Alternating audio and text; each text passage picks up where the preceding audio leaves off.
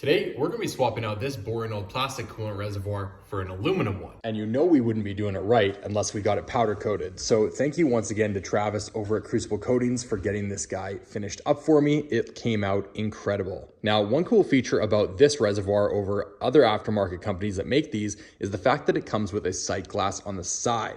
Now, obviously that's gonna be a game changer for me since, can't see anything out of this one. Plus, having this extra touch of blue in the engine bay is gonna look unreal. Now, this should be a relatively easy install, so with all that being said, let's get into it.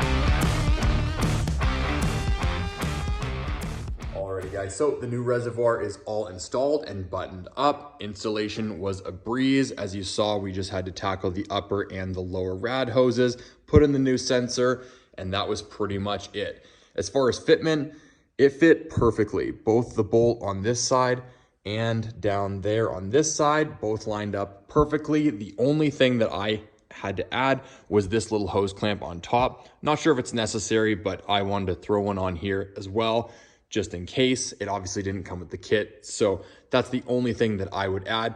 Other than that, installation and everything was a breeze, and I couldn't be happier with how everything looks. So if you've been looking to ditch that crusty old plastic reservoir and upgrade to something a little nicer, hit the link down in the description below, use the promo code WARNER15 and go grab yours today. For under 200 bucks, it's a no-brainer.